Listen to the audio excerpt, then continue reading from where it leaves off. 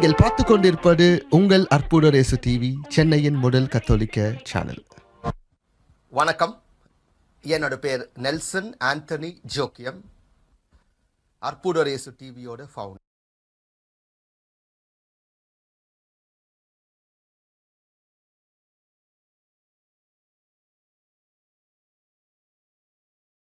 இது இயேசுவில் பிரியமானவர்களே, ஆண்டவர் இயேசு நமக்காக பாடுபட்டு சிலுவையை ஏற்று நம்முடைய மீட்பிற்காக தன்னுடைய உயரிய சிலுவையில் கொடுத்த நாளை நாம் இன்று தியானிக்கின்றோம். ஆண்டவருடைய பாடுகளையும் சிலுவை பாதை வழியாக அவரோடு நடக்க இருக்கின்றோம். இவ்வுலகத்திற்கு நம்முடைய மீட்பிற்காக ஆண்டவர் வந்தார் என்பதை உணரவும், சிலுவையில் ஆண்டவர் இயேசு பட்ட துன்பங்கள் அனைத்தும் நம்முடைய மீட்பிற்காக. ஆகவே இந்த ஒரு சிலுவை பாதை ஆண்டவர் இயேசுனுடைய கஷ்டங்களையும் அவர் பட்ட வேதனைகளையும் நமக்கு எடுத்து சொல்கின்றன.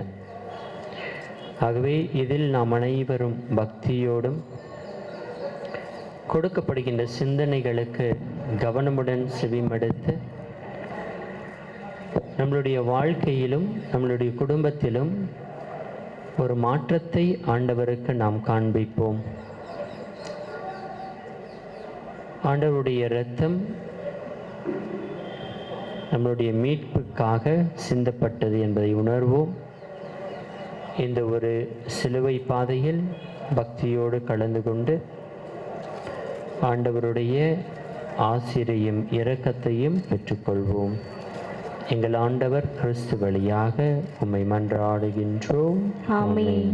நுரை இறை இயேசுவில் அன்பிற்கினியவர்களே, இயேசுவின் இந்த சிலுவை பாதை நமது சீரழிந்த வாழ்வை சீர்தூக்கி பார்க்க அழைக்கும் சிறப்பான பாதை. மானிடம் மீட்பு பெற தன்னையே தானமாக்கிய, தகன பலியாக்கிய தன்னிகரற்ற பாதை. இயேசு நடந்து சென்ற பாதை மட்டுமல்ல, இயேசு நடந்து காட்டிய பாதை. இயேசுவின் இந்த பாதை விசாலமான விரிவான பாதை அல்ல, இடுக்கமான இன்னல்கள் நிறைந்த பாதை. இந்த பாதை தன்னை அர்ப்பணமாக்கிய அன்பு பாதை, திருத்தங்கள் ஏற்படுத்துவதற்கான பாதை, முடியாதவர்களுக்கு முகவரி தந்த முதன்மையான பாதை, முகமூடி அணிந்தவர்களின் முகத்திரிகளை கிழித்து போட்ட பாதை. சிலுவை பாதையில் சீர்மிகு சிந்தனையுடனும் பக்தியோடும் பங்கேற்போம். பக்தி நம் மாற்று சக்தியோடு மழுங்கடிக்க கூடாது. இயேசுவின் சிலுவை பயணத்தோடு நம் வாழ்க்கை பயணத்தை வரி வரியாய் ஆராய்ந்து பார்ப்போம். வழிகளை நம் விழிப்புணர்வோடும் விதிமுறைகளோடும் வாழ்க்கை பயணத்தை மாற்றிக்கொள்வோம். தன்னை அறிந்து தன்னலம் துறந்து தன்னம்பிக்கையோடு பயணிப்போம். வாருங்கள், கல்வாரி நோக்கி நம் கால் தடங்கள் பதியட்டும்.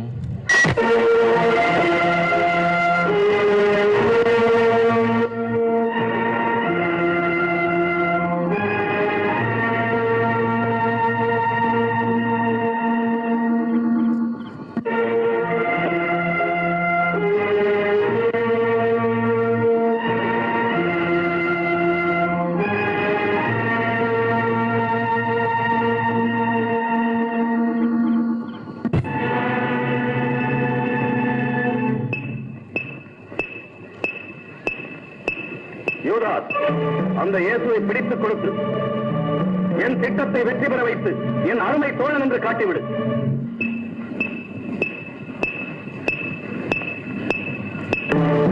இரவு நேரத்தில் இயேசு எங்கிருப்பார் என்ற ரகசியத்தை எம் காதில் ஊதினால் போதும். பரப்பாஜிடம் கை கூடாத உன் ஆசைகள் அந்த இயேசுவிடத்தில் நீ பெற முடியாத அந்தஸ்து நாம் தரும் பரிசு. பரப்பாசுடன் சாதிக்க நினைத்த புரட்சி பலன் தராமல் பாழாகிவிட்டது. இயேசுவோடு என் திட்டங்கள் நிறைவு பெறாமல் போனதோடு பொங்கி எழும் என் உணர்ச்சி தீயை நீரூற்றி அணைத்துக் கொண்டிருக்கிறார். என் எண்ணம் ஈடேறாது.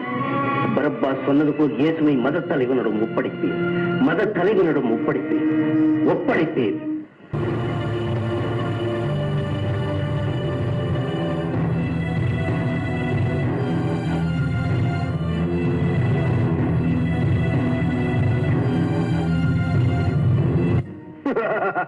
பலே யூதாஸ், இப்போதாவது உன் தவறை நீ உணர்ந்து நாம் கோரியதை செயலாக்க இணங்கினாயே, அதற்கு மெத்த மகிழ்ச்சி. அந்த கொடியவனை பிடித்து தருவதற்கு என்ன விலை வேண்டும்? தங்களுக்கு தெரியாதா கைபாச்சாரியா? ஒரு புரட்சி உண்டாக்கி உங்கள் அதிகாரத்தையே நசுக்க நினைத்த அந்த பயங்கரவாதிக்கு ஏற்ற விலை முடிவு நீங்களே செய்யுங்கள். யூதாஸ், உனக்காக நாங்கள் மனப்பூர்வமாக தருகின்றோம் 30 வெள்ளி நாணயங்கள். 30? கைபாச்சாரியா, இயேசு வயது 33. அதையாவது நன்றாக பேரம் பேசுகிறாய் யூதாஸ். நீ சொன்னபடியே இயேசுவுக்கு வயது 33 ஆனாலும் அவருக்கு 30 வயது நிறைவு பெறும் வரையில் எங்கள் பாதையிலே குறுக்கிடவில்லை. அதனால் தான் 30 தந்தோம். அது மட்டுமல்ல யூதாஸ், இந்த நாட்டிலே அடிமைக்கு விலை 30 நாணயங்கள் மட்டும்தான். இயேசுவுக்கு அடிமையை விட அதிகம் விலை கொடுத்து எம்மை அவமானப்படுத்திக் கொள்ள முடியாது. யூதாஸ், கிடைத்ததைக் கொண்டு சந்தோஷப்படும்.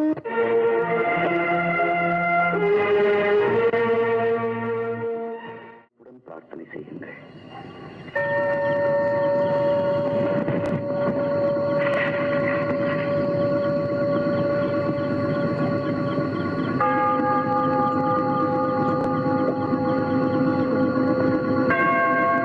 தந்தையே, உலகம் தோன்றுவதற்கு முன்பே என்னை மகிமைப்படுத்தியது போல இப்போதும் என்னை மகிமைப்படுத்துங்கள்.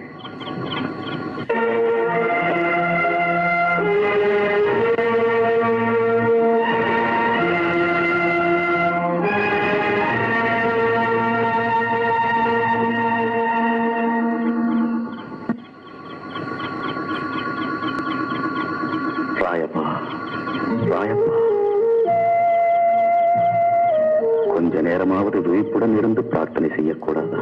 மன்னியுங்கள் தந்தையே, சாத்தான் சோதிப்பது போல தூக்கம் வந்து சோதிக்கிறது. இனி கண்டிப்பாக விழிப்போடு இருக்கிறோம் தந்தையே. விழித்திருந்து பிரார்த்தனை செய்கிறோம் தந்தையே.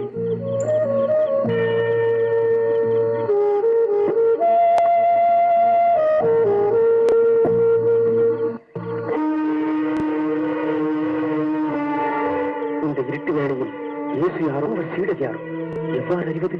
நீங்கள் பார்த்துக் கொண்டிருக்கையில் நான் யாரை முத்தமிடுகிறேனோ அவர்தான் இயேசு.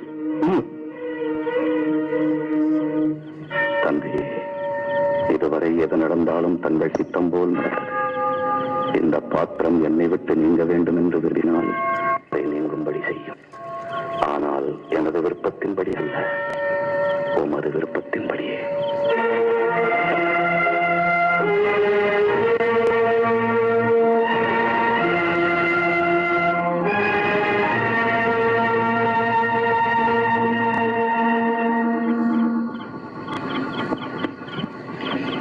அருளப்பா, ராயப்பா, பிரபு.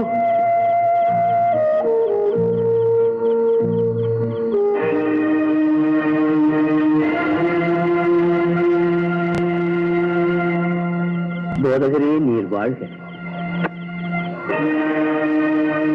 ஏற்றுக்கொள்ள கொடுக்க வேண்டிய முத்தம் ஒப்படைப்பதற்கு கொடுக்கிறாயா யூதாஸ்?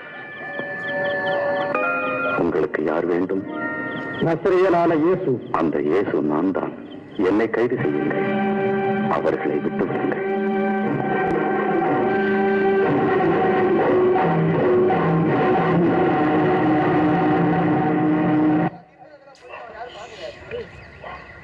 பாடுகளின் பாதையில் முதல் நிலை. இயேசு தீர்ப்பிடப்படுகிறார். திவ்ய இயேசுவே, உம்மை ஆராதித்து வணங்கி உமக்கு நன்றறிந்த ஸ்தோத்திரம் செலுத்துகின்றோம். அது ஏனென்றால் அச்சிஷ்ட பாரமான சிலுவையை சுமந்து கொண்டு இவ்வுலகத்தை மீட்டு ரட்சித்தீர்.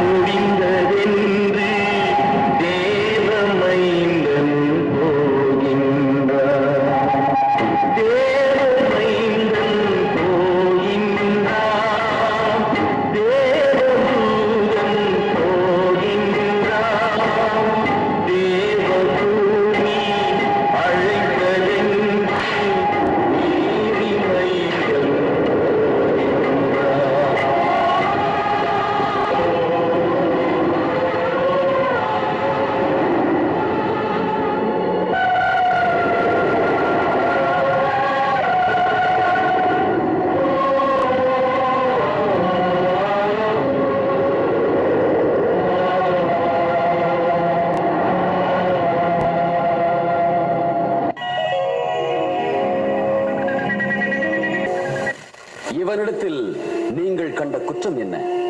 இவன் குற்றவாளியாய் இராதிருந்தால் நாங்கள் இவனை கையெழுத்திருக்க மாட்டோம். இவன் நம் மக்கள் சீரழிய காரணமாக இருந்திருக்கிறான். இவன் யூதரின் அரசன் என்று சொல்லிக் கொள்கிறான். நீ யூதரின் அரசனா? நீர்தான் சொல்லுகிறீர். இவனிடத்தில் நான் சாவுக்கு ஏதுவான குற்றம் ஒன்றும் காணவில்லையே. எனவே இவனை கண்டித்து விடுதலை செய்கிறேன்.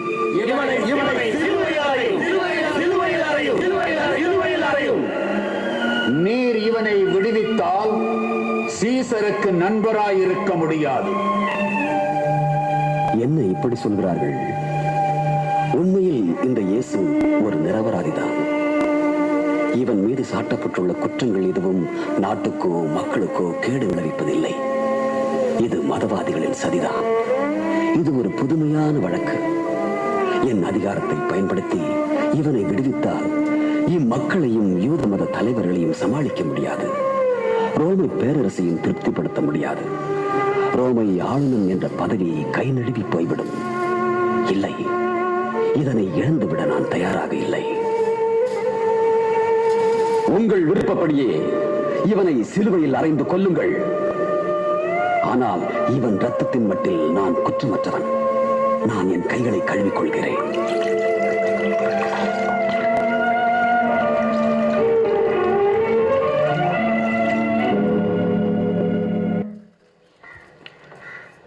இவ்வுலகை ஒரே சொல்லால் படைத்த இறைவன் தன்னால் படைக்கப்பட்ட மனிதன் முன்னால் நீதி தீர்ப்புக்காக குற்றவாளி கூண்டில் நிறுத்தப்படுகிறார்.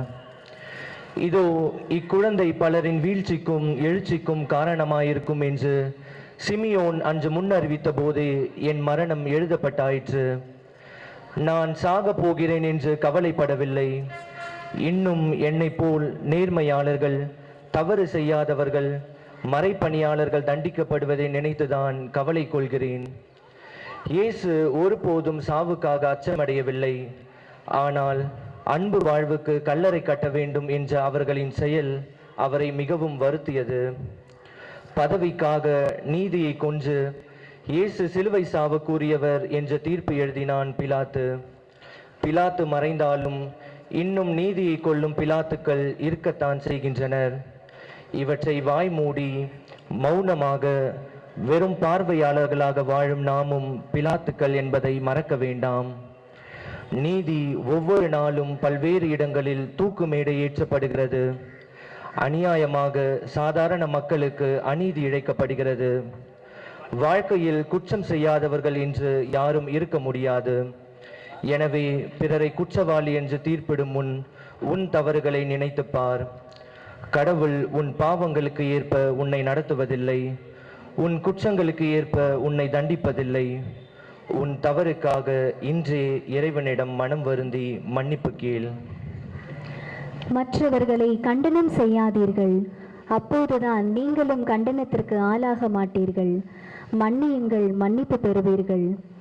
தோல்வி இல்லாத மனிதன் ஒருவன் இருக்கிறான் என்றால் அவன் நிச்சயமாக போராளியாக தான் இருப்பான். ஏனென்றால் ஒரு போராளியின் வெற்றியானது அவன் தோல்வியிலிருந்து தான் பரிணமிக்கிறது. எனவேதான் தோல்விகளை வெற்றியின் முதல் படி என்பார்கள். இயேசுவுக்கும் அப்படிதான். இதோ மீட்பு என்னும் மாபெரும் வெற்றி தீர்ப்பு என்னும் சறுக்கல்களில் ஆரம்பிக்கின்றது. ஜெபம். அன்பு இயேசுவே, பிறரது குறைகளை மட்டுமே கண்டுபிடித்து அவர்களிடம் இருக்கின்ற நற்பண்புகளை கண்டு கொள்ள நாங்கள் தவறிவிட்டோம். இதுவே பிறர் மீது பழி சுமக்கும் போக்கை எங்களிடம் உருவாக்கிவிட்டது. இந்நிலை மாறி பிறரில் உம்மை கண்டு கொள்ள அருள் தாரும். ஆமேன். எங்கள் பேரில் தயவாயிரம் சுவாமி, எங்கள் பேரில் தயவாயிரம், எங்கள் பேரில் தயவாயிரம் சுவாமி, எங்கள் பேரில் தயவாயிரம். மரித்த விசுவாசிகளின் ஆன்மாக்கள் சர்வேஸ்வர இரக்கத்தினால் நித்திய சமாதானத்தில் இளைப்பாற கடவது. ஆமேன். பாடுகளின் பாதையில் இரண்டாம் நிலை. இயேசுவின் மீது பாரமான சிலுவை சுமத்தப்படுகிறது. திவ்ய இயேசுவே, உம்மை ஆராதித்து வணங்கி உமக்கு நன்றறிந்த ஸ்தோத்திரம் செலுத்துகின்றோம். அது ஏனென்றால் அச்சிஷ்ட பாரமான சிலுவையை சுமந்து கொண்டு இவ்வுலகத்தை மீட்டு ரட்சித்தீர்.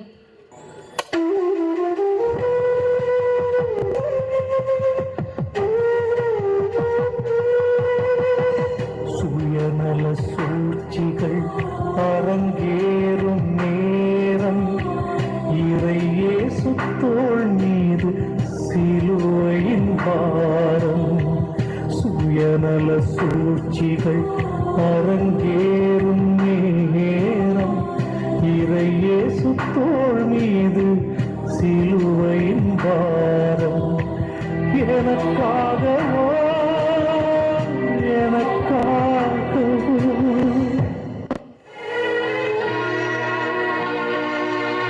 யூதரின் அரசே வாழி.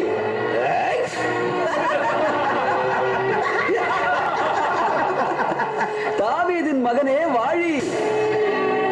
நம் அரசரை விழுந்து வணங்குவோம். ஏய், அந்த சிலுவையை இவன் மேல் சுமத்து.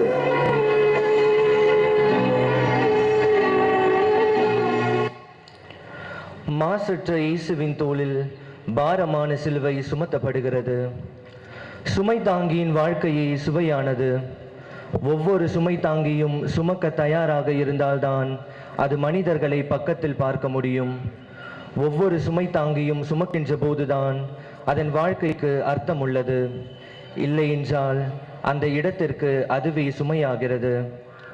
ஒவ்வொரு மரமும் பூப்பதோடு கனிகளை சுமக்க தயாராக இருந்தால்தான் பலனை பழங்களாக பார்க்க முடியும். ஆம், சுமை தாங்கி ஒன்று நீண்ட பயணத்திற்கு தயாராகிவிட்டது. பாதையில் தடை கற்களை தாண்டி படிக்கற்களாக மாற்றி பயணிக்க போகிறது. மானுடத்தின் பாவங்களை சிலுவையின் வடிவில் சுமப்பதற்கு தோள் உயர்ந்து நிற்கின்றார் இயேசு. வாழ்வின் சுமைகளினால் சுகமெழுந்த மானிடருக்கு எப்போது நாம் சுமை தாங்கிகளாக மாறப்போகிறோம்? இல்லையெனில் சுமையின் பாரத்தினால் துவண்டு போவோரை சுகமாக குளிர் காய்ந்து கொள்ளுங்கள் என்ற அனுதாபத்தோடு மட்டும் கைவிட்டு சொல்ல போகிறோமா? இன்னும் இம்மண்ணிற்கு சுமை தாங்கிகளே தேவை. சுமை தாங்கி பயணத்தில் இயேசுவையும் தம்மோடு இணைத்து கொண்டால் சுமைகள் சுகங்களாக மாறும், சிலுவைகள் சிறகுகளாகும் என்பதை நம்புவோம். வாழ்க்கையில் நீ சந்திக்கின்ற சவால்கள், சோதனைகள், பொறுப்புகள் என எவற்றையும் சுமையாக கருதாதே. விரக்தியிலும் வறுமையிலும் நம்பிக்கை இழக்காதே. நான் உன்னை சுமப்பேன், என் சிலுவை உனக்கு நிழலாகும், உன்னை தாங்கும்.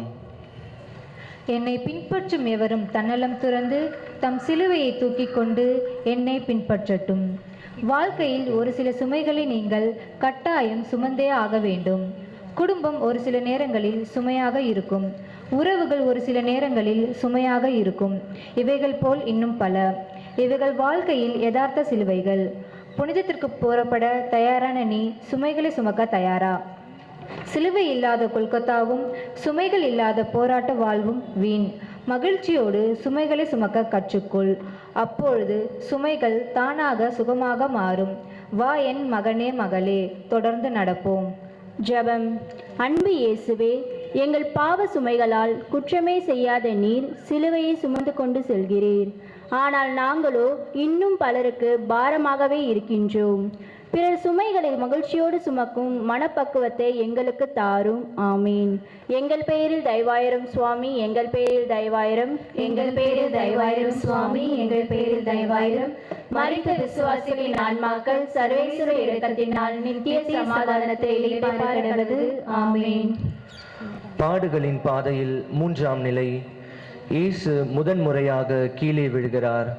திவ்ய இயேசுவே, உம்மை ஆராதித்து வணங்கி உமக்கு நன்றறிந்த ஸ்தோத்திரம் செலுத்துகின்றோம். அது ஏனென்றால் அச்சிஷ்ட பாரமான சிலுவையை சுமந்து கொண்டு இவ்வுலகத்தை மீட்டு ரட்சித்தீர்.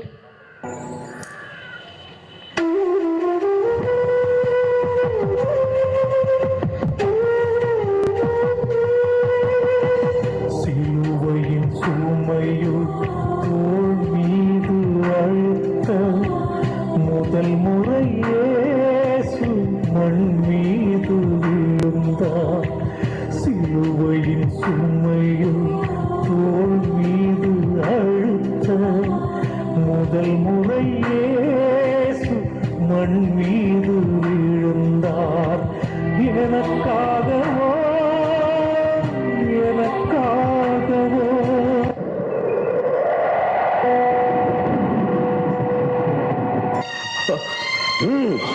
வேகமா என்னடா? என்ன இப்போதே தடுமாறுகிறாய்? என்ன இங்கே விழுந்து விட்டான்? என்ன திமிராய் தெருக்களில் போதித்தாய். எழுந்து நட. பாரம் மிகுந்த சிலுவை இயேசுவின் உடலை ஓங்கி அழுத்த பாரம் தாங்காமல் இயேசு முதல் முறையாக தான் படைத்த மண்ணிலே சாய்கிறார். ஆனால் ஏற்றுக்கொண்ட லட்சியம் இதய துடிப்புகளில் உறுதியூட்ட விழுந்த வேகத்திலே எழுந்திட துடிக்கிறார். விழுதல் இயற்கைதான், ஆனால் மீண்டும் எழுதல் தேவை. விழுந்து கிடப்பது எப்போதும் ஆபத்தானது. வாழ்வில் மீள முடியா தீமைகளில் விழுந்து கிடப்போர் எழுந்து தம் இலக்குகளை நோக்கி பயணிக்க வேண்டும் என்பதையே இயேசு விரும்புகிறார். நாம் நினைப்பது போல் வாழ்க்கை இருக்க வேண்டும் என்று எண்ணுகிறோம். வாழ்வு நேராகவும் சீராகவும் சிறப்பாகவும் இருக்க வேண்டும் என்று விரும்புகிறோம். நாம் நினைப்பது போல் வாழ்க்கை இருப்பதில்லை, அப்படி இருக்கவும் முடியாது. வாழ்க்கையில் விழுவது இயல்புதான், அதுவும் லட்சிய பயணத்தில் சவால்கள் சகஜம்தான். உடை கண்டு உருவம் கொண்டு பிறரை ஏளனப்படுத்திய தருணங்கள் உண்டு. பிறரை முன்னுக்கு வரவிடாமல் தடுத்த அனுபவங்களும் உண்டு. இயேசுவின் எழுச்சி நமக்கு ஒரு பாடம். இயேசுவின் மீது விழுந்த ஒவ்வொரு அடியும் அவரை கீழே விட தள்ளியது. ஆம், அதுபோலவே ஒவ்வொரு முறையும் நம் கண்முன் நிற்கின்ற சகோதர சகோதரிகளை ஏளனப்படுத்துவது, வலிமை இழந்தவர்களின் வார்த்தைகளை புறக்கணிப்பதும், கண்டு கொள்ளாமல் நிற்பது, இவைகள் அனைத்துமே ஒருவரை மேல் எழுப்ப விடாமல் கீழே தள்ளுகிறது என்பதை உணர்ந்து அனைவருமே சமூகத்தில் தலை நிமிர்ந்து நிற்க முயற்சிகள் மேற்கொள்வோம். பாவிகளால் தமக்கு உண்டான எந்த எதிர்ப்பையும் மன உறுதியோடு தாங்கிக் கொண்ட அவரை எண்ணி பாருங்கள். அப்போது நீங்கள் மனம் சோர்ந்து தளர்ந்து போக மாட்டீர்கள். உன் வாழ்வில் தடுமாற்றமா, தோல்வியா, உன்னை வீழ்த்து விட்டார்கள் என்று நினைக்கிறாயா? வாழ்ந்த என்ன புண்ணியம் என்று நினைக்கிறாயா? உன் கண்ணீரை துடைத்துக்கொள். உன் உடல் பலம் இழந்தது, ஆனால் என் உள்ளம் பலமிழக்கவில்லை. என்னை போல் உள்ளத்தில் உறுதிக்குள். உடலுக்கு பலம் தானாக வந்து சேரும். வீழ்ச்சி மற்றவர்களுக்கு ஒருவேளை மகிழ்ச்சியாக கூட இருக்கும். தூசியை தட்டிவிட்டு இலக்கை நோக்கி செல். ஏனெனில் உனக்காக போராடுவது நான் அல்லவா? உன் தோல்வியும் வீழ்ச்சியும் உன் நம்பிக்கையை குறைத்து புண்ணிய வாழ்வினை தடை செய்யாது என்ற மன உறுதியுடன் என்னுடன் வா. ஜெபம். அன்பு இயேசுவே, உம்மால் தான் நான் இவ்வளவு துன்பம் படுகின்றேன் என்று பலர் சொல்ல நாங்கள் வாழ்ந்திருக்கின்றோம். உம்மால் தான் நான் எழுந்து நிற்கின்றேன் என்று பலர் சொல்லும் அளவுக்கு எங்கள் வாழ்வை மாற்றிக்கொள்ளும் ஆற்றலை தாரும். ஆமேன். எங்கள் பேரில் தயவாயிரம் சுவாமி, எங்கள் பேரில் தயவாயிரம். எங்கள் பேரில் தயவாயிரம் சுவாமி, எங்கள் பேரில் தயவாயிரம். மரித்த விசுவாசிகளின் ஆன்மாக்கள் சர்வேஸ்வர இரக்கத்தினால் நித்திய சமாதானத்தில் இளைப்பாற கடவது. ஆமென். பாடுகளின் பாதையில் 4ஆம் நிலை. இயேசு தம் அன்னை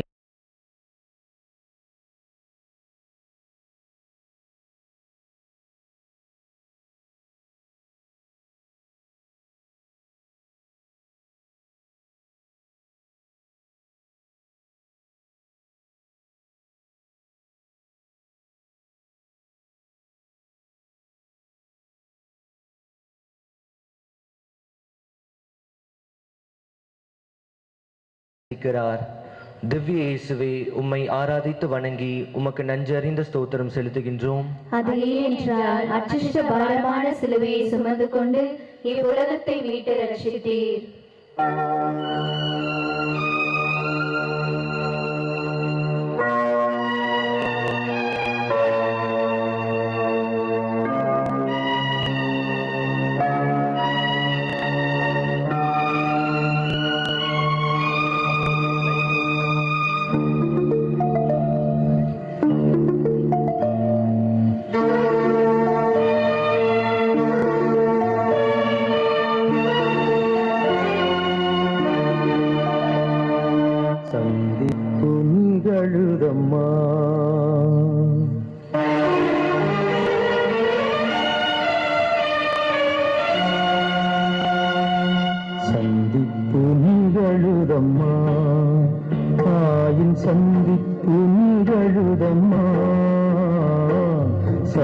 சந்திப்பு நிகழுதம்மா, தாயின் சந்திப்பு நிகழுதம்மா. கல்வாரி செல்லும் பாதையிலே, கழுமரம் சுமந்த பார்வையிலே சந்திப்பு நிகழுதம்மா, தாயின் சந்திப்பு நிகழுதம்மா, சந்திப்பு நிகழுதம்மா.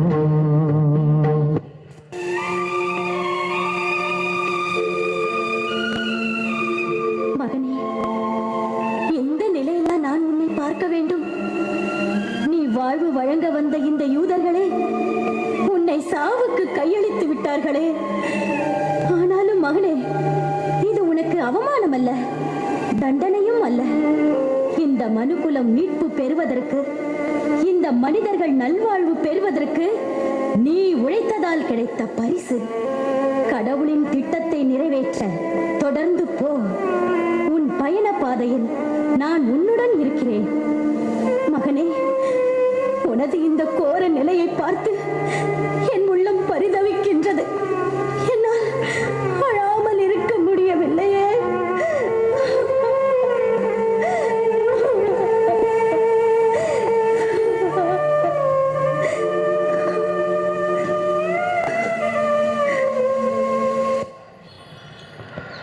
கல்வாரி பயணத்தில் இயேசு சந்தித்த மனிதர்கள் ஏராளம்.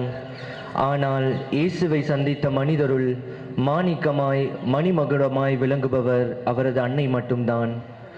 துன்ப நேரத்தில் தூரமாய் நின்று வேடிக்கை பார்த்த பல மனிதர்களை இயேசுவின் கண்கள் கண்டு கொண்டன. பாரத்தோடு வந்த பல மனிதர்களை இயேசு பலப்படுத்தியவர். அவர்களுள் ஒருவர் கூட இயேசுவின் துன்ப நேரத்தில் துணைக்கு வரவில்லை. ஆனால் 10 மாதம் கருவறையில் காத்து பெற்றெடுத்து கண்ணுக்குள் கண்ணாய் இதயத்துள் இதயமாய் காத்த உலகின் உன்னதமான உயர்ந்த உறவான தாய் தன் அன்பு மகனை சந்திக்கிறார்.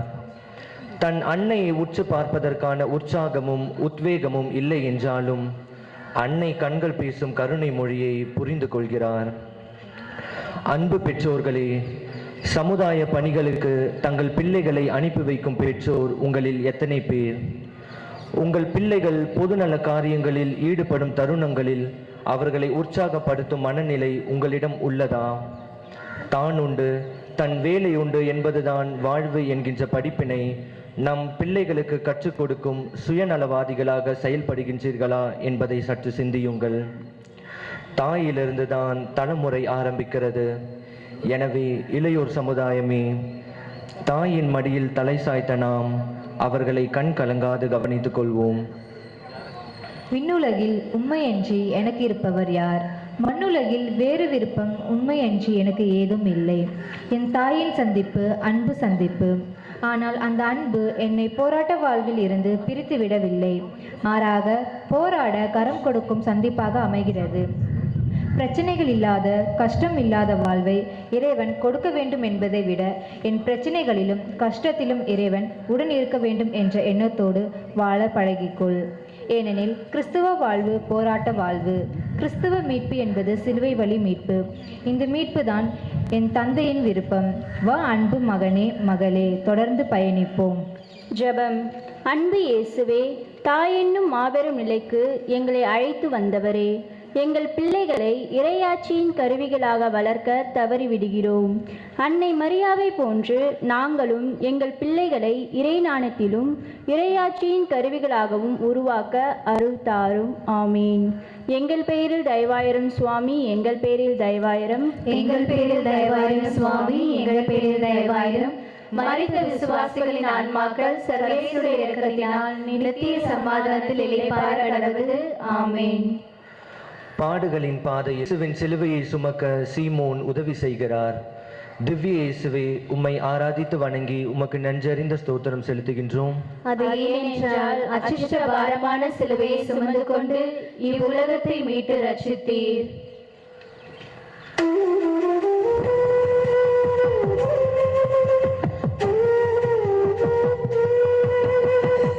எண்ணற்ற மாந்தர் வேடிக்கை பார்க்க சீமோனும் வந்தான் சிலுவை சிலுவையை ஏற்க எண்ணற்ற மாந்தர் வேடிக்கை பார்க்க சீமோனும் வந்தான் சிலுவையை ஏற்க.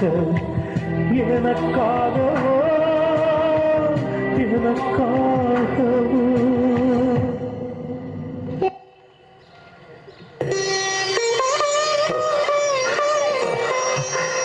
இவன் சிலுவையை சுமந்து கொண்டு வர கஷ்டப்படுகிறான். என்ன செய்வது? இவன் இந்த சிலுவையை சுமந்து கொண்டு கல்வாரி வரை வரமாட்டான் போல் இருக்கிறது.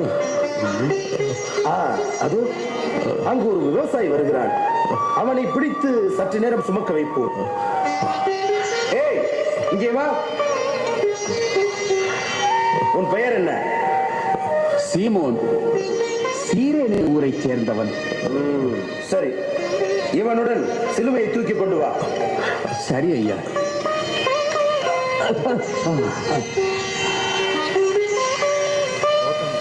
எவ்வளவு கனக்கிறது இந்த மரச்சிலுவை! பாவம், இந்த அப்பாவி மேல் வைத்து இழுத்து வருகிறார்களே இவர்கள். இந்த அவமானத்தின் சின்னத்தை என் மேல் வைத்து கட்டாயப்படுத்துகின்றார்கள். இதனை சுமக்க மறுத்தால் என்னையும் கொன்று விடுவார்கள். சரி, இவர்களுக்கு பயந்து கொண்டு கொஞ்ச தூரம் சுமக்கிறேன். என்ன செய்வது?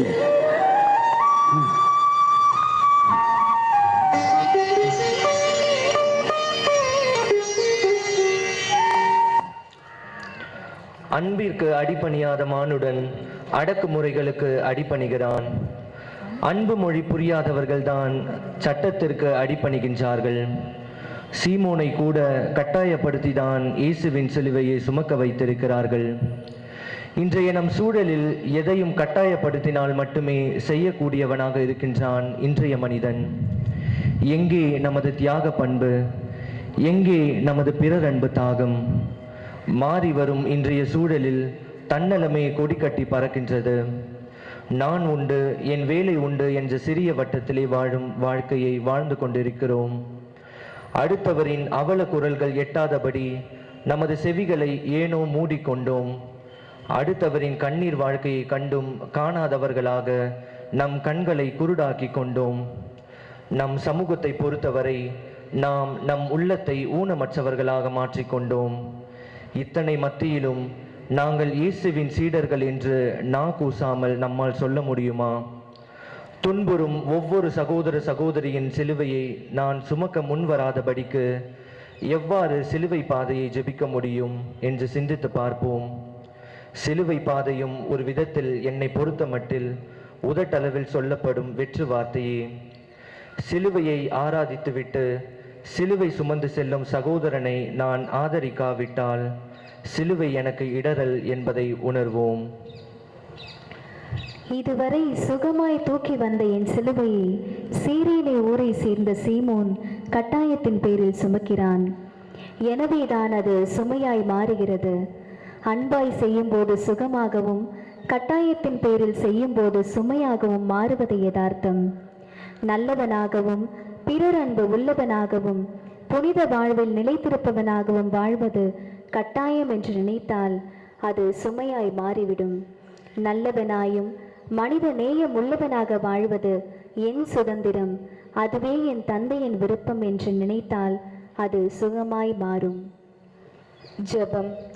அன்பு இயேசுவே, எங்களுக்கு நீர் தந்த கரங்கள் உதவி செய்வதற்கே என்பதை பல நேரங்களில் மறந்து விடுகின்றோம்.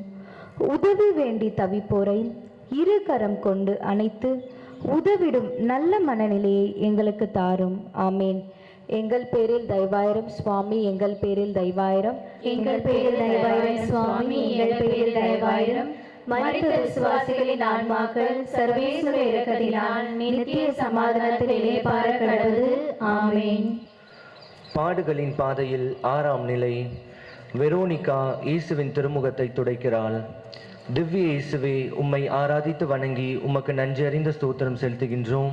அது ஏனென்றால் அச்சிஷ்ட பாரமான சிலுவையை சுமந்து கொண்டு இவ்வுலகத்தை மீட்டு ரட்சித்தீர்.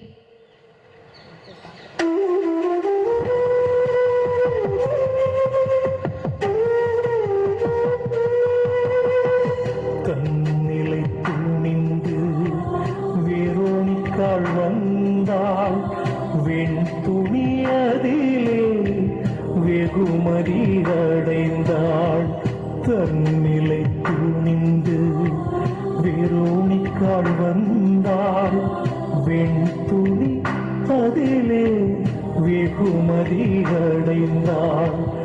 எனக்காகவோ எனக்காகவோ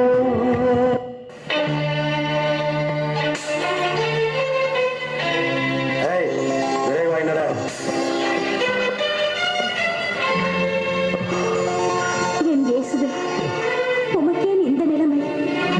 இப்படி உம்மை கொடூரமாய் சிதைத்து விட்டிருக்கிறார்களே. வியர்வையும் ரத்தமும் சேர்ந்து வழிகின்றது. யார் இவள்? ஒரு யூத பெண்ணுக்கு எவ்வளவு தைரியம்! இந்த கூட்டத்திலும் இயேசுவின் முகத்தை துடைக்க முன்வந்திருக்கிறாள். 3 வருடமாய் இவரோடு சுற்றி கொண்டிருந்த சீடர்கள் எல்லோரும் உயிருக்கு பயந்து ஓடிவிட்ட போது கூட இந்த பெண்ணுக்கு மட்டும் என்ன துணிச்சல்!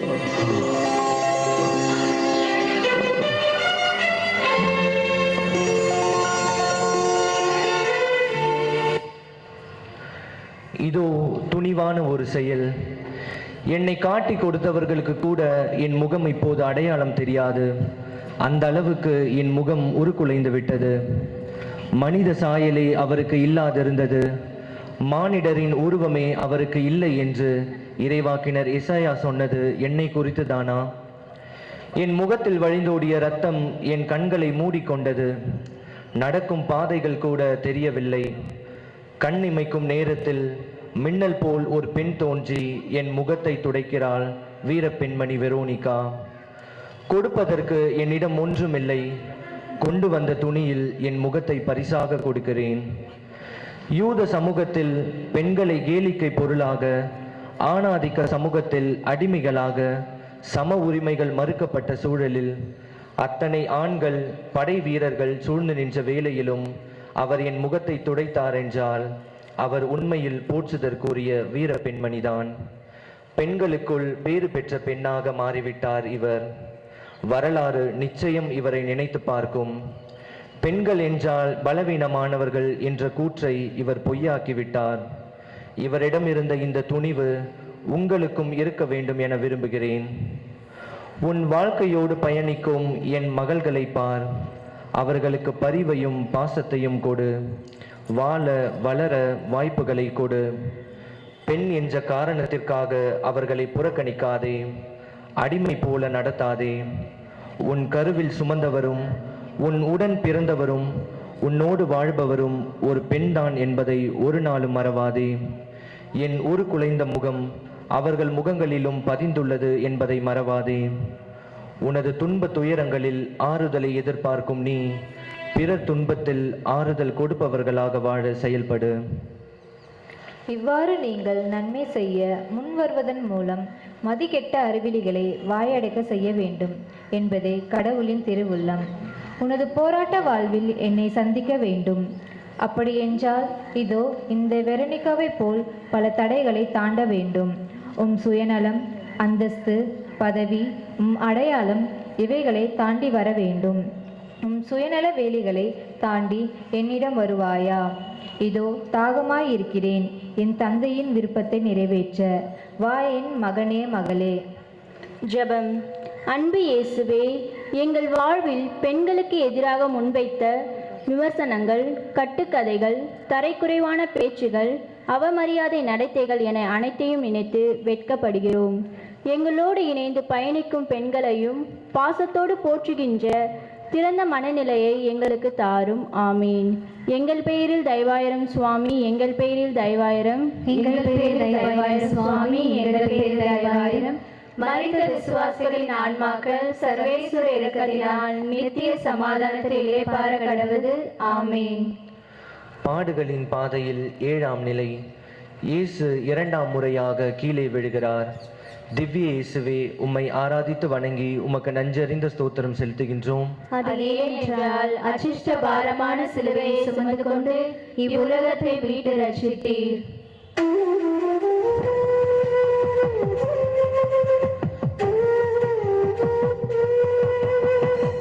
ஓய்வில்லா பசையடி உடலெல்லாம் கிழிக்க மறுமுறை விழுந்தார் இறை மைந்தன் துடிக்க. ஓய்வில்லா கசையடி உடல் எல்லாம் கிழிக்க மறுமுறை விழுந்தால் இறை மைந்தன் துடிக்க எனக்காகவோ எனக்காகவோ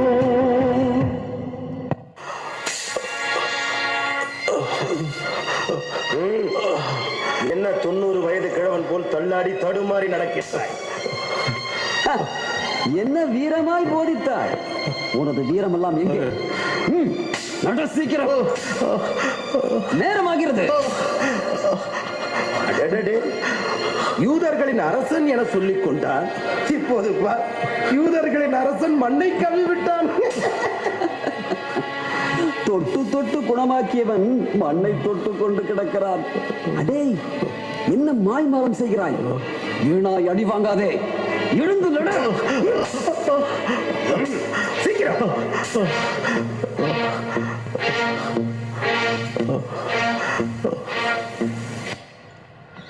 சிலுவையை என் தோள் மேல் சுமத்தி பல மணி நேரமாகிவிட்டது. இச்சுமையை என்னால் தாங்கிக் கொள்ள முடியவில்லை. கை, கால், மூட்டு என அனைத்தும் வலுவிழந்து விட்டது. ஆகையால் 2ஆம் முறை நான் படைத்த மண்ணிலே விழுந்து விடுகிறேன்.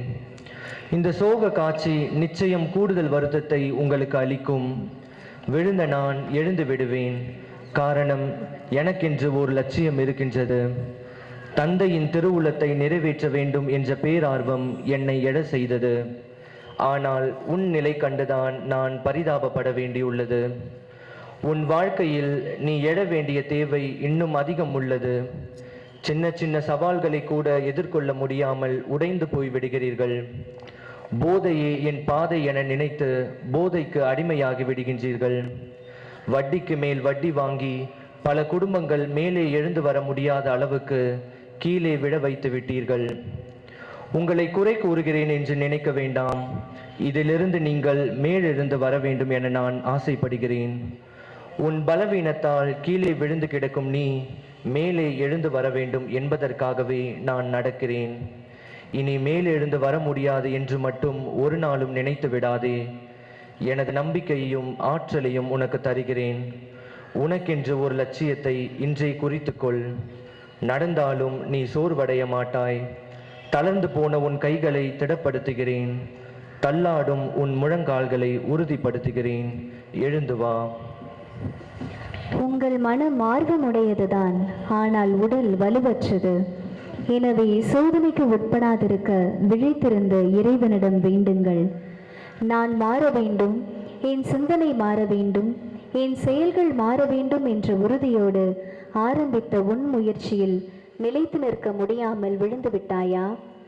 உடலுக்கும் ஆன்மாவிற்கும் நடக்கும் போராட்டத்தில் உடல் வென்றுவிட்டதென்று நினைக்கிறாயா? இல்லை, இது உன் பயணத்தில் வந்த சறுக்கல்கள், அவ்வளவுதான். மீண்டும் எழுந்து நடக்க கற்றுக்கொள்.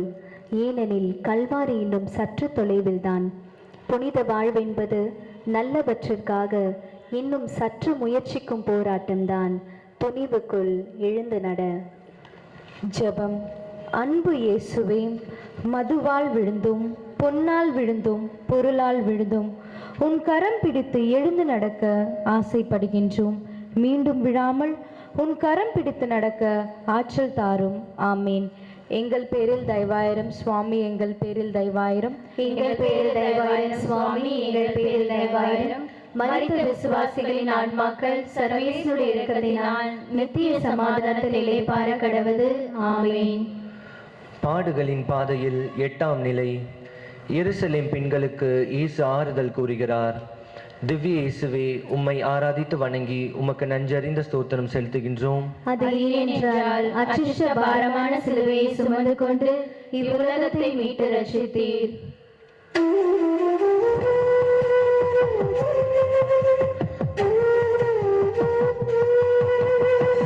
விழியோடும் நீரா வழி எங்கும் சென்ற மகளிற்கு ஆறுதல் சொன்னாரே நின்று.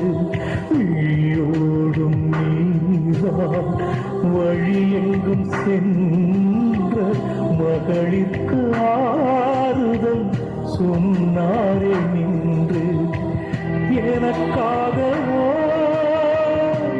எனக்காகவோ.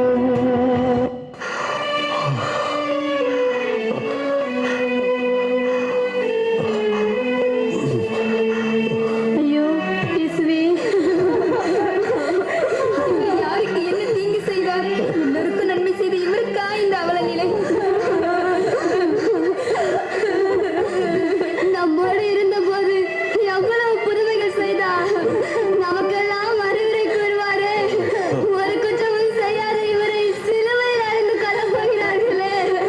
இது என்ன கொடுமை! இந்த கடவுளுக்கு கண்ணே இல்லையா? நல்லவர்களை இப்படி அநியாயமாய் வேதனைக்கு உள்ளாக்குகிறாரே. எருசலேம் மகளிரே, எனக்காக அழாதீர்கள், உங்களுக்காகவும் உங்கள் பிள்ளைகளுக்காகவும் அழுங்கள்.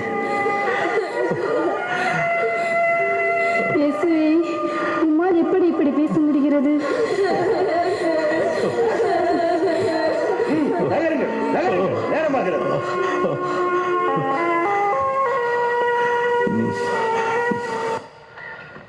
கண்ணீர் கஷ்டத்தின் வெளிப்பாடு, அழுகை வேதனையின் வெளிப்பாடு. எனது இந்த கல்வாரி பயணத்தில் பரிவோடு பரிதவித்த என் அன்னையை முதலில் சந்தித்தேன். கனிவோடு என் முகத்தை துடைத்த வெரோனிகாவை இரண்டாவது சந்தித்தேன். இப்போது எனக்காக மாரடித்து புலம்புகின்ற என் அன்பு சகோதரிகளை பார்க்கிறேன். பெண்கள் இயல்பிலே இரக்கமுள்ளவர்கள் என்பதை இவர்கள் காட்டுகிறார்கள். எனக்காக அழும் என் அன்பு சகோதரிகளே, உங்களை அழ வைத்து பார்ப்பதில் எனக்கு நாட்டமில்லை. இருப்பினும் என் நிலை கண்டால் கல்லும் கரையும். எனக்காக அழ வேண்டாம், உங்களுக்காகவும் உங்கள் பிள்ளைகளுக்காகவும் அழுங்கள். உங்கள் குழந்தைகளை இறை ஞானத்தில் வளர்க்க தவறிய நிலை கண்டு அழுங்கள். குழந்தைகளின் தேவைகளை நிறைவு செய்யாமல் இருந்ததை நினைத்து அழுங்கள். அநீதியை கண்டும் குரல் கொடுக்க முடியாமல் பலவீனமாக இருக்கிறேன் என்பதை நினைத்து அழுங்கள். என் அன்பு மகனே மகளே, பிற காரணத்திற்காக நீ அழுதது போதும். இனி பிறர் கண்ணீர் துடைக்க விரைந்து வா. கண்ணீரோடு இருப்பவர்களின் வேதனைகளை புரிந்து கொள். ஒருவரின் கண்ணீரையாவது நீ துடைத்தாயெனில் அதுவே இந்நிலையில் எனக்கு கிடைத்த மகிழ்ச்சி. பரிவின் பார்வை என்பது இறைவனின் கொடை என்பதை உணர்ந்து அக்கொடைக்காக இறைவனிடம் மன்றாடுவோம். காலம் நிறைவேறிவிட்டது, இறையாட்சி நெருங்கி வந்துவிட்டது. மனம் மாறி நற்செய்தியை நம்புங்கள். உன் வாழ்க்கையில் வரும் துயரங்களை எருசலேம் பெண்களைப் போன்று கண்ணீரோடு நிறுத்திவிடாதே. உன் துயரங்களையும் போராட்டங்களையும் என்னை போல் வெற்றி கொண்டு நிறுத்த வேண்டும். உன் கண்ணீர் துளிகளை பன்னீர் துளிகளாக மாற்ற உன் வாழ்விற்கான போராட்டத்தை பலமாக்குவது உன் பொறுப்பு. என் அருள் உனக்கு போதும். உன் பலவீனத்தில் என் பலம் பூரணமாய் விளங்கும். தொடர்ந்து வா. ஜெபம். அன்பு இயேசுவே, வாழ்க்கையில் நாங்கள் செய்த தவறுகளை நினைத்து கண்ணீர் வடிகிறோம். பிறர் கண்ணீர் சிந்த நாங்கள் பல நேரங்களில் காரணமாக இருந்திருக்கின்றோம். பிறர் கண்ணீர் துடைக்க துயர்வோருக்கு அருள் தாரும். ஆமீன். எங்கள் பெயரில் தயவாயிரம் சுவாமி, எங்கள் பெயரில் தயவாயிரம், எங்கள் பெயரில் தயவாயிரம் சுவாமி, எங்கள் பெயரில் தயவாயிரம். மரித்த விசுவாசிகளின் ஆன்மாக்கள் சர்வேஸ்வர இரக்கத்தினால் நித்திய சமாதானத்தை இளைப்பாற கடவது. ஆமீன். பாடுகளின் பாதையில் 9ஆம் நிலை. இயேசு 3ஆம் முறையாக கீழே விழுகிறார். திவ்ய இயேசுவே, உம்மை ஆராதித்து வணங்கி உமக்கு நன்றறிந்த ஸ்தோத்திரம் செலுத்துகின்றோம். அதிலென்றால் அச்சிஷ்ட பாரமான சிலுவையை சுமந்து கொண்டு இவ்வுலகத்தை மீட்டு ரட்சித்தீர்.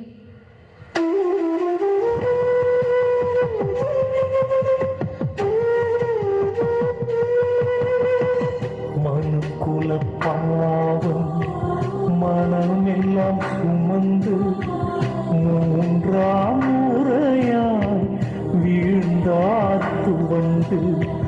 மனுக்குல பாவம் மனமெல்லாம் சுமந்து 3ஆம் முறையாய் வீழ்ந்தார் துவண்டு.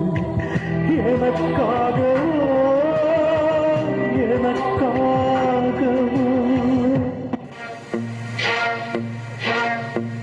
மனுமகன் பாடுகள் பட வேண்டியிருக்கிறது. என்னை அப்படி செய்வார்கள் இப்படி செய்வார்கள் என்று சாவுக்கு முன் தீர்க்க தரிசனம் சொன்னாயே, இப்போது நடக்க கூட தடுமாறுகிறாய். நாளை ஓய்வு நாள், ஆயத்தம் செய்ய வேண்டும். இவன் இப்படி நடந்தால் நாம் கொல்கத்தா போய் சேர முடியாது. நம்மை மிகவும் தொந்தரவு செய்கிறான். இருக்கின்ற நிலைமையை பார்த்தால் இங்கேயே இறந்து விடுவான் போல இருக்கிறது. தூக்கி நிறுத்துவனை.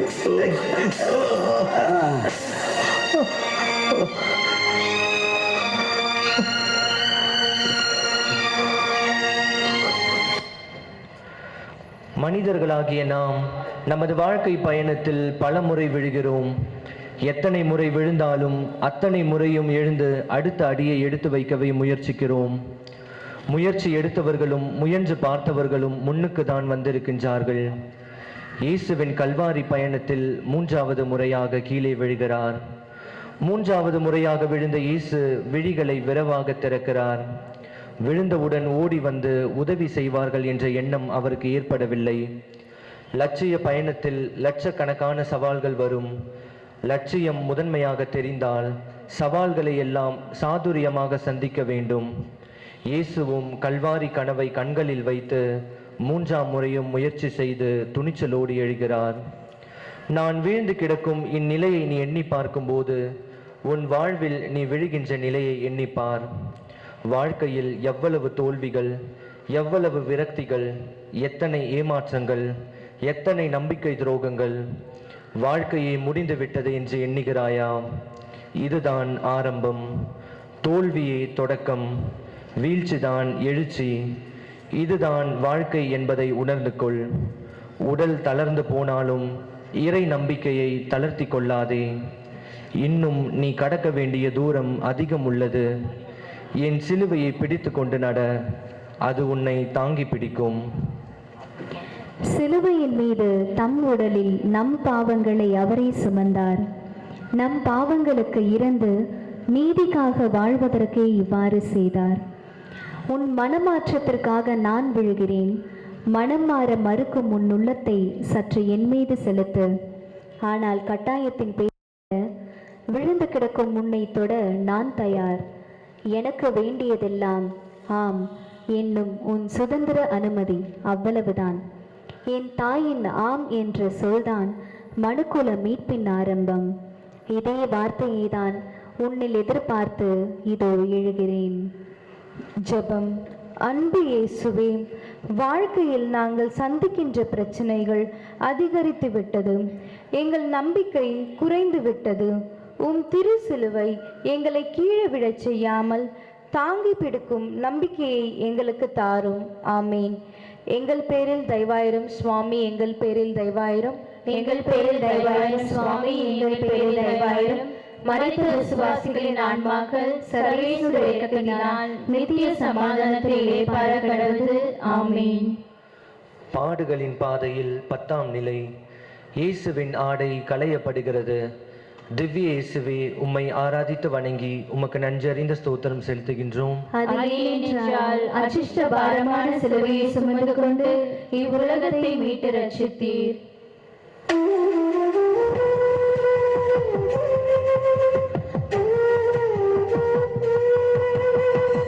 ஆடைகள் களைய அவமானம் ஏற்றார். சதைகள் கீழ்ந்து வலியெல்லாம் சுமந்தார். ஆடைகள் களைய அவமானம் ஏற்றார். சதைகள் கீழ்ந்து வலியெல்லாம் சுமந்தார். எனக்காகவோ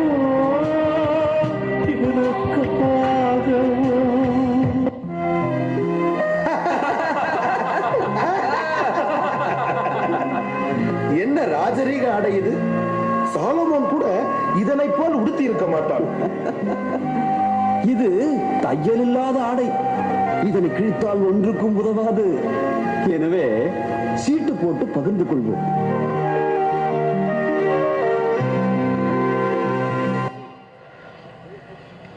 நான் அணிந்த ஆடை கூட பலருக்கும் நலம் கொடுத்தது. என் ஆடையை தொட்டாலே நலம் பெறுவேன் என்று என்னை அணுகிய கூட்டத்தை நான் அறிவேன்.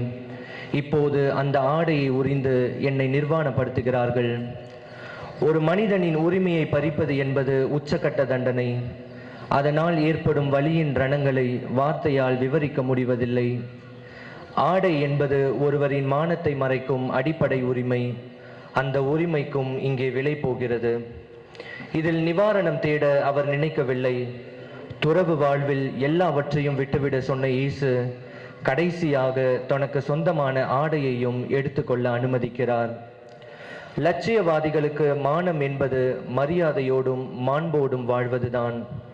மக்களுக்காக உயிர் கொடுக்க துணிந்தவர்களுக்கு துணியை விட துணிச்சலும் மானத்தை விட மக்களின் வாழ்வுமே முக்கியம். உடையை உரிந்தபோது உடைப்பட்ட உணர்வோடு நின்ற இயேசு மக்களுக்காக உடைப்பட போகும் எனக்கு மானம் பெரிதல்ல என நினைக்கிறார். நமது நுகர்வு வெறியின் தாக்கத்தால் ஆடைகள் இன்று வியாபார பொருட்களாகி நிற்கின்றன.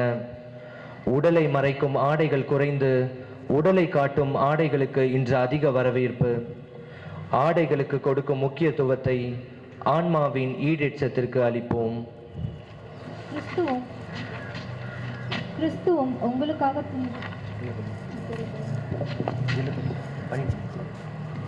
கிறிஸ்துவும் உங்களுக்காக துன்புற்று ஒரு முன்மாதிரியை வைத்து சென்றுள்ளார். எனவே நீங்கள் அவருடைய அடிச்சுவடுகளை பின்பற்றுங்கள். இதற்காகவே அழைக்கப்பட்டுள்ளீர். சுதந்திரம் என்பதை இன்னொரு வார்த்தையில் சொல்ல வேண்டும் என்றால் அதை தேர்ந்தெடுத்தல் எனலாம்.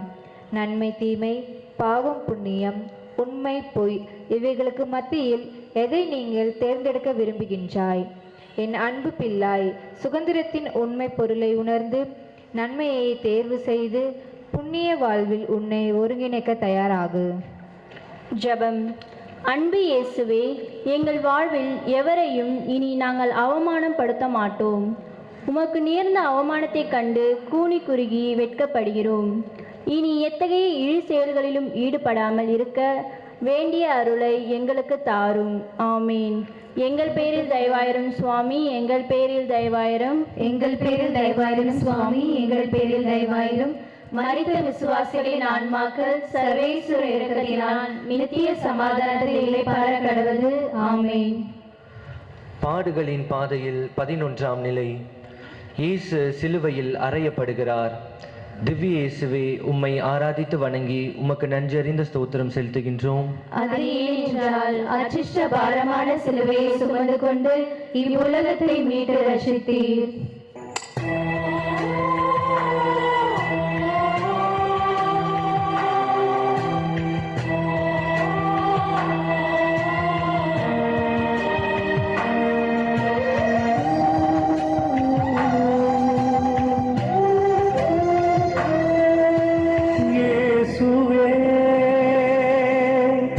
ஏன் இந்த பாடுகள்?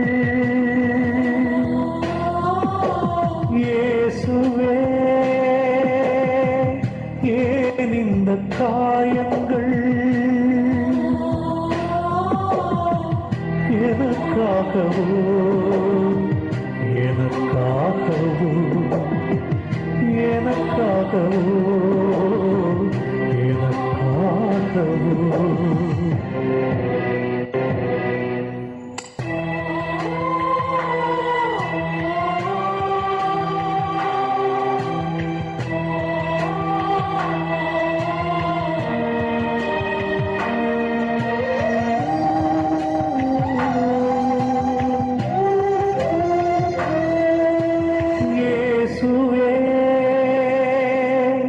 ஏன் இந்த பாடுகள்?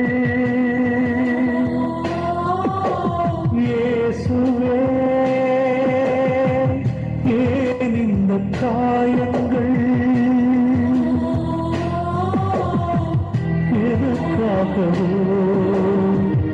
எனக்காகவோ எனக்காகவோ எனக்காகவோ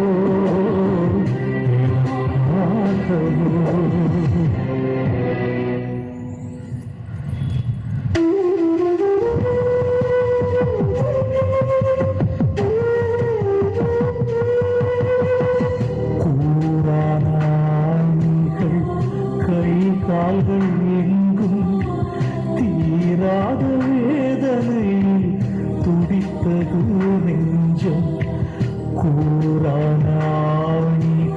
கை கால்கள் எங்கும் தீராத வேதனையில் துடித்தது நெஞ்சம். எனக்காகவோ எனக்காகவோ 3 மணிக்குள் நம் வேலையை முடிக்க வேண்டும்.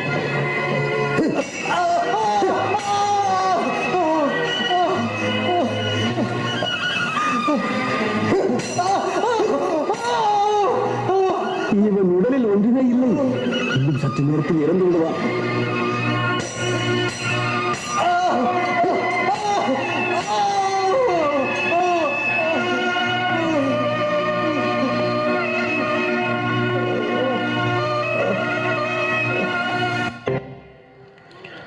மரக்கட்டை, ஆணி, சுத்தியல் இவைகள் எல்லாம் இயேசு தம் உழைப்பிற்கு பயன்படுத்திய பொருட்கள். மரங்களை இணைக்க சுத்தியலால் ஆணிகள் அடிப்பதுதான் தச்சு தொழிலின் முதன்மை வேலை. ஆனால் இங்கே மரத்தோடு மனிதனை இணைக்கும் தச்சு தொழிலை இயேசு உற்று நோக்குகிறார். தச்சு பட்டறை அல்ல இது, மாறாக கல்வாரி பட்டறை. இந்த கல்வாரி பட்டறையிலே துடி துடிக்க இயேசுவை சிலுவையில் இணைக்கிறார்கள். சாதாரண மனிதர்களுக்கு கூட மனித உயிரின் முக்கியத்துவம் பற்றி அக்கறை இல்லை. சாலை விபத்துகளில் சிக்கி உயிருக்கு போராடுபவர்களை பலர் வேடிக்கை பார்ப்பார்களே தவிர அவர்களின் உயிரை காக்கும் முயற்சிக்கு முன் வருபவர்கள் வெகு சிலரே. அப்பாவி மக்கள் ஆயிரக்கணக்கில் படுகொலை செய்யப்படுகின்ற போது, இறந்தவர்களின் எண்ணிக்கையை செய்தித்தாள்களில் கேட்கும் போதும் ஏதோ விளையாட்டு மைதானத்தில் அணிகள் பெற்ற புள்ளி விவரம் போல் மக்கள் சாதாரணமாக எடுத்துக்கொள்கிறார்கள். இப்பேற்பட்ட சம்பவங்கள் நமக்கு அதிர்ச்சியையோ ஆவேசத்தையோ ஏற்படுத்தாத வகையில் நம் இதயங்கள் மறுத்து போய்விட்டன.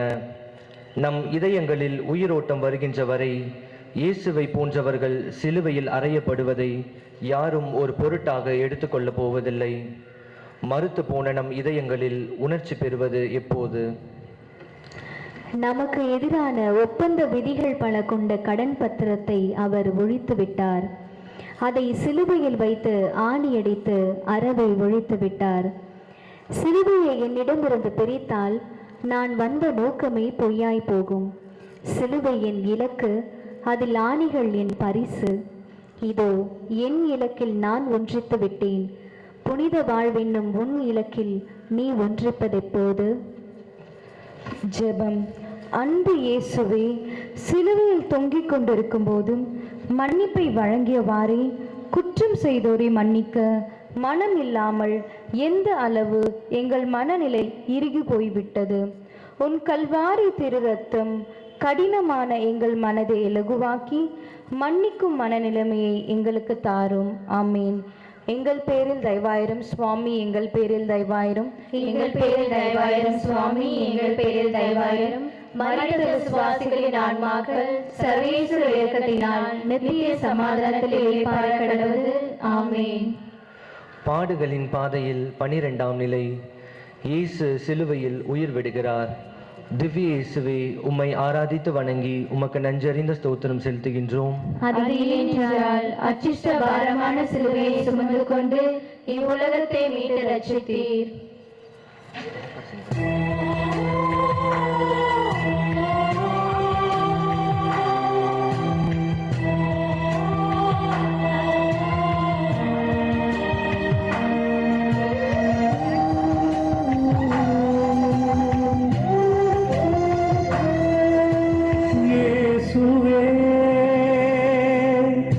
ஏன் இந்த பாடுகள்? இயேசுவே, ஏன் இந்த காயங்கள்? எனக்காகவோ எனக்காகவோ எனக்காகவோ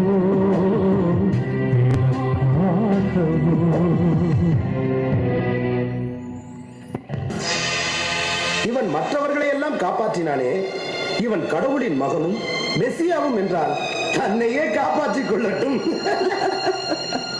நீ யூதரின் அரசனானால் கீழே இறங்கி வா பார்க்கலாம். தந்தையே, இவர்கள் தாங்கள் செய்வது என்னதென்று அறியாமல் செய்கிறார்கள்.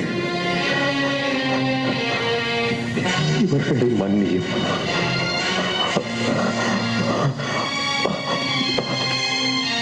தண்ணீர், தண்ணீர். நான் தாகமாயிருக்கிறேன். ஏய், அந்த காடியை பஞ்சில் துவைத்து கொடுப்போம்.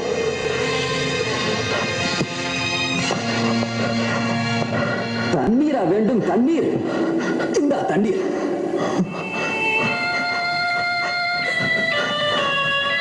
அம்மா, அம்மா, இதோ இதோ உன் மகன். அருளப்பா, இதோ உன் தாய்.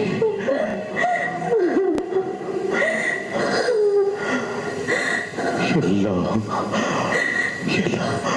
எல்லாம் நிறைவேறிற்று. தந்தையே, என் ஆவியை உன் கையில் ஒப்படைக்கிறேன்.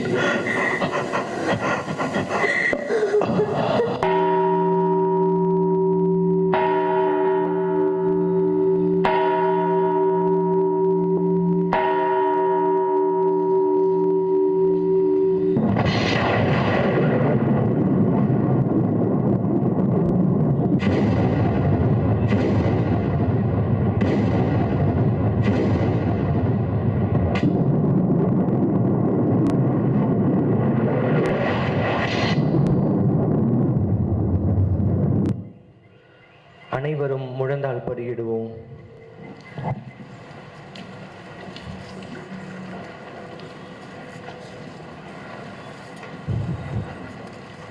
உலகை நிறைவாக்க வந்த இயேசு எல்லாம் நிறைவேறிவிட்டது என்று கூறி தனது உயிரை தன் தந்தையின் கையில் ஒப்படைக்கிறார். இயேசு கொடிய பாடுகளை ஏற்றுக்கொண்டாலும் அதனை மன நிறைவுடனே தாங்கிக் கொண்டார். உலகில் உயர்ந்த தியாகமே உயிர் தியாகம்தான். ஒருவர் அதற்கு மேல் எதையும் தந்துவிட முடியாது. இயேசு தன்னை முழுவதுமாக உலகிற்கு தந்துவிட்டார். அவரின் தியாகம் வரலாற்றில் என்றென்றும் நினைவு கூறப்படும். நமது வாழ்வு பிறப்புக்கும் இறப்புக்கும் இடைப்பட்ட ஒரு நிலை. இந்த நிலையில் நல்ல நிலைப்பாடுகளை எடுத்து நிலை வாழ்வை நோக்கி பயணிக்க வேண்டும். உலகிற்காக உயிர் கொடுக்க துணிந்த கடவுளின் திட்டம் இங்கே நிறைவேறுகிறது. எனவேதான் எல்லாம் நிறைவேறிற்று என்று சொல்லி உயிர் விடுகிறார். மனிதனாய் பிறந்த ஒவ்வொருவரும் மரணம் என்பதை சந்தித்தே ஆக வேண்டும் என்பதுதான் நியதி. ஆனால் வாழ்க்கையை அன்போடு வாழ்வோம் என்பதை கூட எல்லளவும் நம்மால் கடைபிடிக்க முடியவில்லை. கடவுள் கொடுத்த வாழ்வின் காலங்களையும் நேரங்களையும் சரியாக கடைபிடிக்காமல் கடைசி நேரத்தில் மரணத்தோடு போராடுவது சரியான பார்வை இல்லை. எனவே நமக்கு கொடுக்கப்பட்ட வாழ்வை நிறைவோடு வாழ்ந்து மரணம் வரும்போது நிறைவோடு எதிர்கொள்வோம். தாமே துன்புற்று பகைமையை அழித்தார். சிலுவை வழியாக இரு இணைத்தவரையும் ஓருடலாக்கி கடவுளோடு ஒப்புரவாக இப்படி செய்தார். எதிர்காலம் குறித்த உன் கவலைகள் உன்னை பயப்படுத்தும், கோழையாக்கும், சுயநலவாதியாக மாற்றும். எதிர்காலம் குறித்த எச்சரிக்கை வேண்டும், ஆனால் அதை குறித்த கவலை தேவையில்லை. என் மரணம் எனக்கு கவலை இல்லை, மாறாக அது பலருக்கு எச்சரிக்கை. ஆம், புனித வாழ்விற்கு கடந்து வர எச்சரிக்கை. ஜெபம். அன்பு இயேசுவே, எங்களுக்காக தானே ஐயா உயிரை விட்டீர். அதற்கு நாங்கள் என்ன கைமாறு செய்ய போகிறோம்? நீர் சிந்திய உம் கல்வாரி திரு ரத்தம் பாசத்தையும் பணிவையும் கனிவையும் கருணையையும் எங்களுக்கு வழங்குவதாக. ஆமீன்.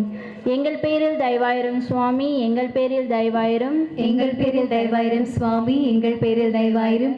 மரித்த விசுவாசிகளின் ஆன்மாக்கள் சர்வேஸ்வரர் இரக்கத்தினால் நித்திய சமாதானத்தில் இளைப்பாற கடவது. ஆமீன். பாடுகளின் பாதையில் 13ஆம் நிலை. உயிரற்ற இயேசுவின் உடலை அவரின் அன்னையின் மடியின் கிடத்துகிறார்கள். திவ்ய இயேசுவே, உம்மை ஆராதித்து வணங்கி உமக்கு நன்றறிந்த ஸ்தோத்திரம் செலுத்துகின்றோம். அது ஏனென்றால் அச்சிஷ்ட பாரமான சிலுவையை சுமந்து கொண்டு இவ்வுலகத்தை மீட்டு ரட்சித்தீர்.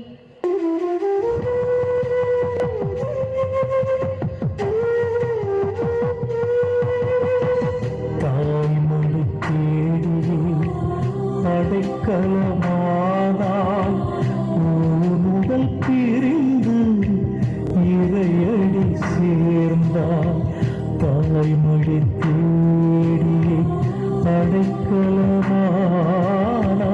முதல் பிரிந்து இறையடி சேர்ந்தால் எனக்காகவோ எனக்காகவோ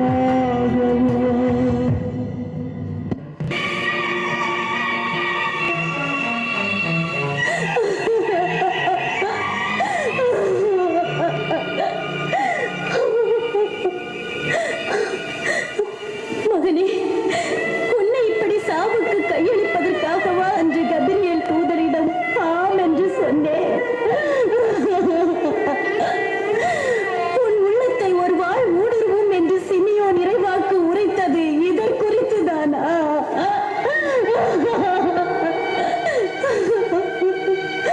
நான் தந்தையின் இல்லத்தில் இருக்க வேண்டும் என்பது உமக்கு தெரியாதா என்று கேட்டாயே. எப்பொழுது தந்தையின் வீட்டிற்கே நிரந்தரமாய் சென்றாயோ? மகனே, என் உள்ளப்படும் வேதனை உனக்கு தெரிகிறதா? இனி உலகில் எனக்கு யார் இருக்கிறார்கள்?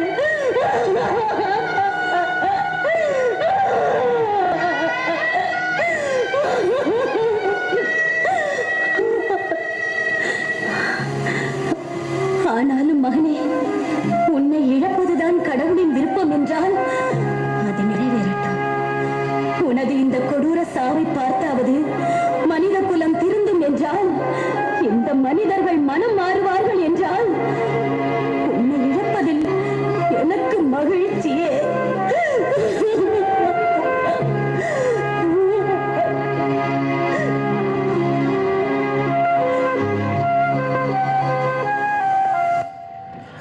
சிலுவையை சுமந்து வந்த மகனை பார்த்த தாய் தளர்ந்து போகவில்லை.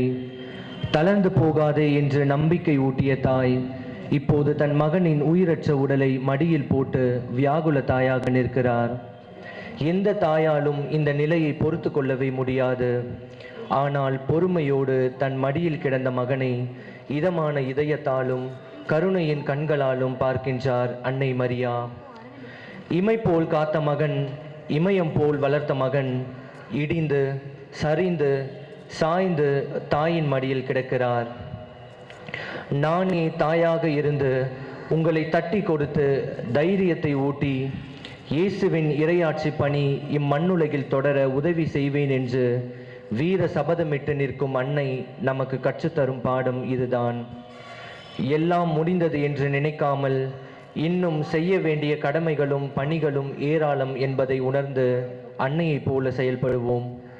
அன்னை மரியின் வழியில் துன்பத்தை கண்டு துவளாமல் நமக்குள்ள பொறுப்புகளை சவாலோடு ஏற்று திரு அவையின் முன்னேற்றத்திற்கு உழைக்க நாம் முன்வருவோம். நம்பிக்கையை தொடங்கி வழிநடத்துபவரும் அதை நிறைவு செய்பவருமான இயேசுவின் மீது கண்களை பதிய வைப்போம். புனிதத்திற்கான போராட்ட வாழ்வில் உள்ளத்தை நொறுங்க செய்யும் பல கேள்விகள் மலையாய் உதிக்கும். கெட்டவன் நன்றாக தானே வாழ்கிறான், நல்லவர்களுக்கு மட்டும் ஏன் இந்த நிலை?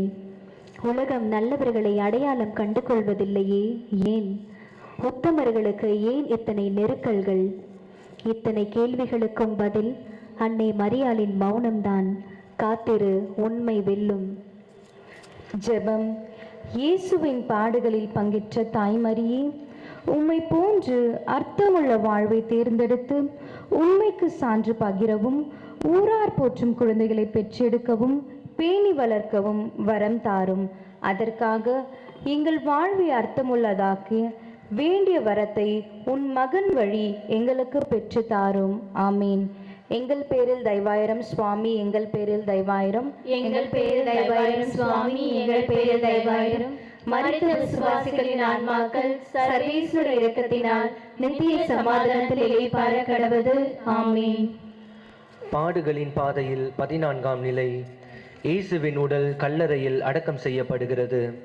திவ்ய இயேசுவே, உம்மை ஆராதித்து வணங்கி உமக்கு நன்றறிந்த ஸ்தோத்திரம் செலுத்துகின்றோம். அது இல்லையென்றால் அச்சிஷ்ட பாரமான சிலுவையை சுமந்து கொண்டு இவ்வுலகத்தை மீட்டு ரட்சித்தீர்.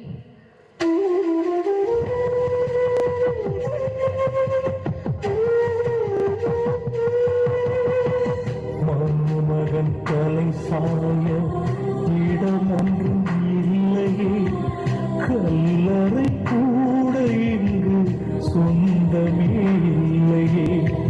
மனுமகன் தலை சாய இடமொன்றும் இல்லையே, கல்லறை கூட இங்கு சொந்தமே இல்லையே. எனக்காகவோ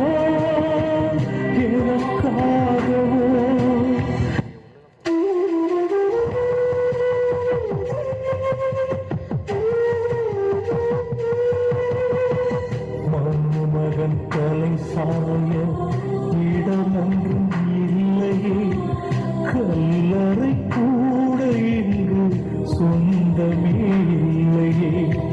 மனுமகன் தலை சாய இடமொன்றும் இல்லையே, கல்லறை கூட இங்கு சொந்தமே இல்லையே. எனக்காகவோ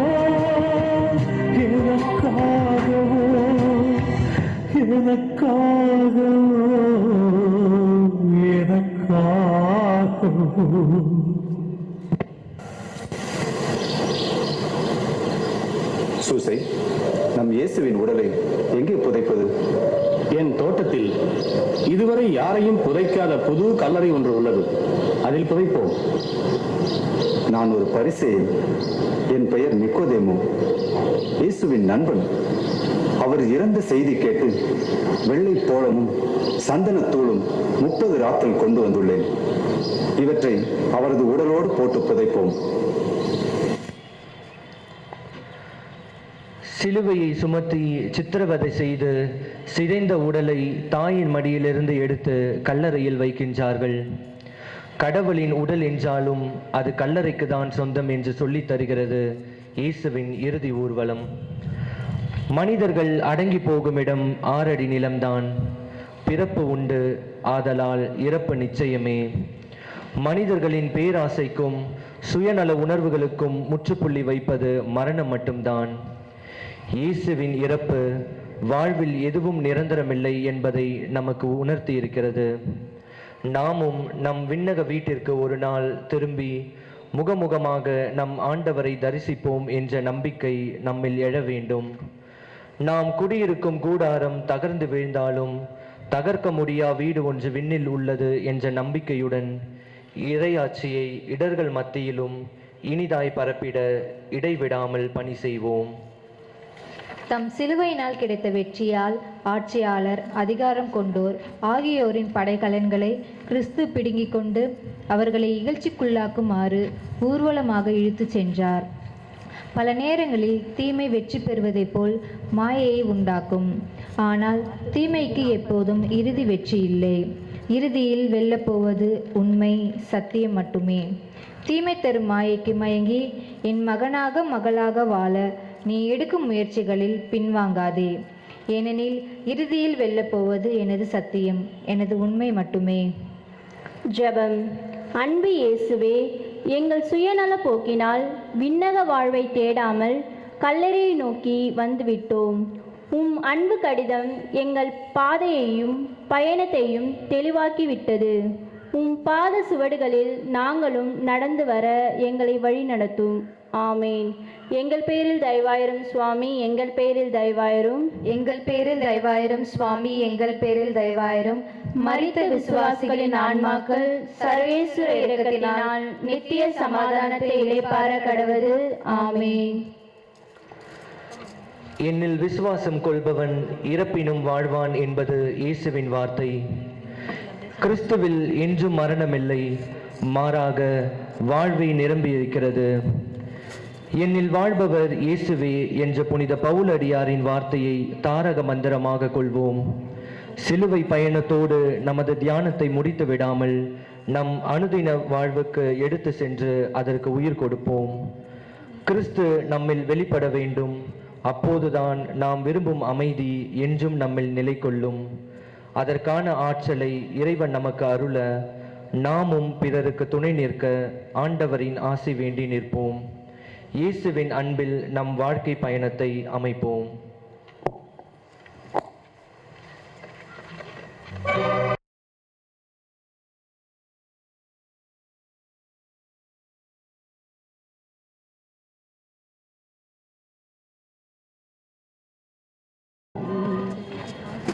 நமது பாப்பரசரின் கருத்துக்கள் நிறைவேற வேண்டி ஜெபிப்போம். விண்ணுலகில் இருக்கிற எங்கள் தந்தையே, உமது பெயர் தூயதென போற்ற பெருக, உமது ஆட்சி வருக, உமது திருவுளம் விண்ணுலகில் நிறைவேறுவது போல மண்ணுலகிலும் நிறைவேறுக. எங்கள் அன்றாட உணவை இன்று எங்களுக்கு தாரும். எங்களுக்கு எதிராக குற்றம் செய்வோரை நாங்கள் மன்னிப்பது போல எங்கள் குற்றங்களை மன்னியும். எங்களை சோதனைக்கு உட்படுத்தாதையும், தீமையிலிருந்து எங்களை விடுவித்தரணும். அருள் நிறைந்த மரியே வாழ்க, ஆண்டவர் உம்முடனே, பெண்களுள் ஆசிர் பெற்றவர் நீரே, உம்முடைய திருவயிற்றின் கனியாகி இயேசுவும் ஆசிர் பெற்றவரே. புனித மரியே, இறைவனின் தாயே, பாவிகளாய் இருக்கிற எங்களுக்காக இப்பொழுதும் எங்கள் இறப்பின் வேளையிலும் வேண்டிக் கொள்ளும். ஆமென். தந்தைக்கும் மகனுக்கும் தூய ஆவியாருக்கும் ஆட்சி உண்டாவதாக. தொடக்கத்தில் இருந்தது போல இப்பொழுதும் எப்பொழுதும் என்றென்றும் இருப்பதாக. ஆமென்.